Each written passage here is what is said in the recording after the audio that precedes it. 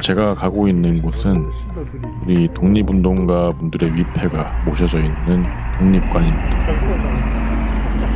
말씀드렸듯이 독립관은 일제시대 때 우리 조국과 민족 독립을 위해서 투쟁하시다가 순국하신 순국 선열들의 위패를 모신 곳입니다.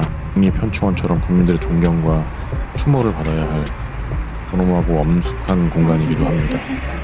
비교가 적절하진 않지만 일본의 야스쿠니 신사라고 있습니다. 일본 극우 정치인들의 성지 같은 곳인데 2차 세계대전의 A급 전범들 그런 분들을 몰래 합사시켜 놓고 군국주의의 정당성을 주장하면서 제사를 지내고 사람들을 떠받드는 시설인데 그 규모가 대략 3만 평 정도 됩니다. 일본에서 가장 큰 신사인데 아무튼 이 야스쿠니는 일본 사회 지도층이나 정치인들이 적극적으로 참배를 하면서 일본인들이 전쟁 범죄자들을 영웅으로 인식하게 만들고 과거 일본의 침략이나 식민지배 사실을 부정하고 그런 반일륜적 행위의 정당성을 부여하면서 그걸 홍보하기 위한 목적으로 이용되는 곳입니다. 의미가 굉장히 다릅니다만 일본에는 야스쿠니가 있다면 우리나라는 독립관이 있습니다. 일제시대 때 조국과 민족 독립을 위해서 투쟁하시다가 순국하신 영웅들, 독립관은 그 순국선열들의 위패를 모신 곳입니다. 근데 조금 이따 보시게 되겠지만 그 규모가 50평 남짓밖에 안 되고 심지어 국가 지원 없이 독립운동가의 유족들과 시민들의 후원으로 운영이 되고 있습니다. 우리 독립운동가 분들의 희생과 그 업적들에 비해서 너무 초라하게 관리가 되고 있어서 안타깝고 한편으로는 좀 부끄러운 마음이 듭니다. 아무튼 그 독립관에 가고 있습니다. 지금 지나고 있는 곳은 서대문 형무소인데 이렇게 지나가는 김에 잠깐 들렸습니다. 이렇게 이제 대한제국 말기에 일본이 만들었는데 1908년 10월 21일에 개소됐습니다. 당시에는 이름이 경성감옥이었는데 개소할 당시에 전국 최대 규모의 근대식 형무소라고 일본이 홍보를 했었습니다. 근데 이 형무소는 우리나라의 국권을 일본으로부터 회복하려고 맞서서 싸웠었던 한국인들을 저지하고 탄압하기 위해서 만들어진 겁니다. 일제강점기에 한국인에 대한 억압과 처벌의 장소로 사용이 되면서 수많은 독립운동가들이 이 형무소에 수감이 되고 순국하셨던 곳이고요. 광복 이후에는 독재정권에 의해서 많은 민주화운동가들이 여기에 수감돼서 고난을 치렀었던 그런 곳입니다. 그러니까 1908년에 지어져서 1987년까지 사용됐으니까 이 서대문 형무소는 대략 80년 동안 일제의 식민 권력과 대한민국 군부 독재 정권의 한거에서 자유와 평화를 위해서 수많은 희생을 치렀던 우리 근현대사의 고난과 아픔을 간직한 역사의 현장입니다. 잠깐 안에 들어갔는데요. 이 나무는 통곡의 미루나무입니다. 왜 통곡의 미루나무인지 아십니까? 이 옆에가 사형장인데 이 사형 선고를 받은 독립운동가 분들이 사형장으로 들어가기 전에 억울한 마음에 이 나무 앞에서 통곡을 하셨다고 해서 붙여진 이름입니다. 얼마나 억울하셨을지 정말 가늠할 수가 없습니다. 다시 원래 목적인 독립관으로 향합니다. 이 서대문 형무소를 지나서 독립문 쪽으로 쭉 가면 됩니다. 거의 다 왔는데 유관순 동상이 보이죠? 저기 바로 옆입니다. 여기가 독립관입니다. 네, 독립관에 왔습니다.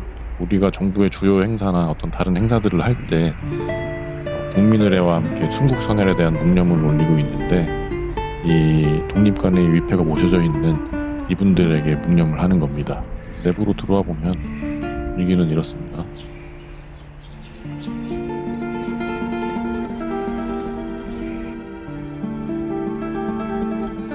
일단 저도 향을 피우고 묵념을 했습니다.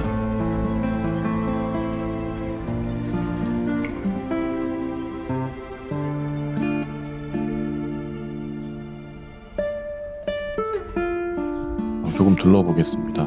여기에 몇 가지 자료들이 조금 있는데 같이 보시죠. 일단은 이거는 독립군 부대를 지휘하다가 암살당하신 김자진 장군 생전에 일본군을 대파했었던 청산리 전투 승전 기사고요.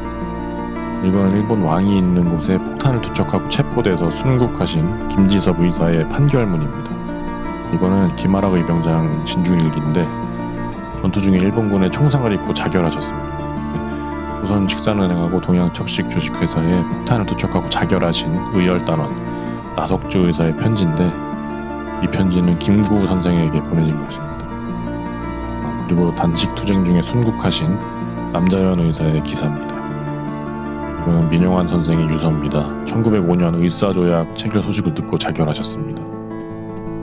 그리고 일제시대 일제에 의해서 군대가 해산되니까 이에 반대하면서 자결하신 박승환 선생의 임명장입니다. 그리고 천재로 알려졌던 역사학자 반제신채호 선생의 친필 서한입니다. 명필인 것 같습니다. 안중근 의사가 여순감옥에서 쓴 친필 유묵입니다. 안중근 의사가 재판 당시에 이등방문의 15개 제목을 기록한 문서입니다. 이등방문은 일본말로 이토 히로부미입니다. 최근에 윤석열 대통령 취임 만찬을 이등방문을 추모하는 장소로 사용되던 자리에 지어진 신라호텔 영빈관에서 했는데, 이 대한민국의 대통령 취임 만찬 장소로는 굉장히 부적절하다 생각하고 있습니다.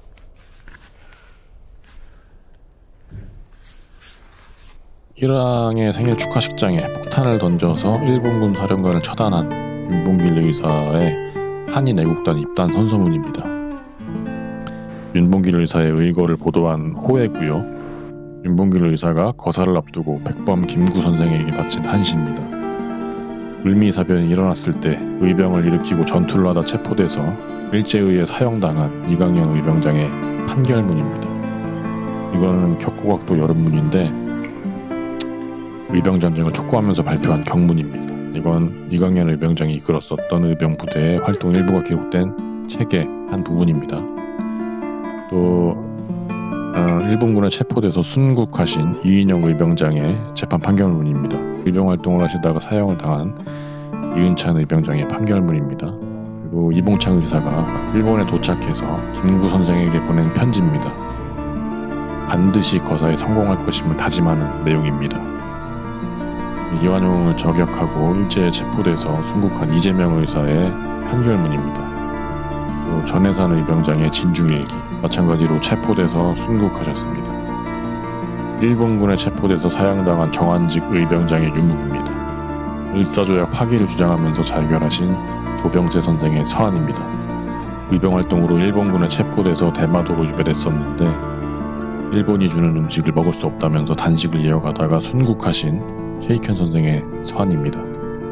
또 허위 의병장의 교수형을 선고한 일본 재판 판결문이고요. 이건 허위 의병장 일진필 서한입니다. 그리고 지금 보시는 위패들은 강제병합으로 나라를 잃은 일제강점기 속에서 좌절하지 않고 의열투쟁을 하거나 해외 독립군 기지를 참고하고 독립군을 양성하거나 비밀 결사조직, 3.1 독립만세운동, 대한민국 임시정부 수립, 60만세 운동 같은 대일 무력투쟁이나 사회, 문화, 노동, 농민, 학생운동 같은 다양한 어떤 방법의 민족 독립운동을 펼치면서 나라를 되찾기 위해서 싸웠었던 독립운동가분들의 위패입니다. 위패 아래를 보시면 어떤 활동을 하셨고 어떻게 돌아가셨는지 간략히 적혀 있습니다. 저는 개인적으로 이분들에게 이 땅을 살아가는 후손으로서 안타까운 마음과 죄송한 마음이 듭니다. 학교에서도 학생들에게 독립운동에 대한 역사 교육이 소홀한 상황인데 심지어 현실의 충무 사업마저 이렇게 초라하게 진행되고 있습니다. 사회 전체적으로 어떤 의로움보다는 개인의 이익을 추구하는 현상이 심해지면서 과거의 우리 역사나 독립운동이나 민주화운동 같은 어떤 경험하지 못한 과거를 하찮게 여기는 문화가 우리 내부에 광범위하게 퍼져나가는 것 같습니다. 최근에도 독립운동가들을 비하하고 그들의 희생을 가치없는 죽음으로 묘사하고 있는 사람들이 있었고, 이분들, 이제는 이런 독립운동가 분들의 위패가 모셔진 이런 초라한 공간도 결국에 사라지는 게 아닌지 우려스럽습니다. 앞으로 이제 우리가 어떻게 해야 될 건지 생각하고 반성을 해야 될 부분인 것 같습니다. 아무튼 저는 다음 영상에서 보는 걸로 하겠습니다.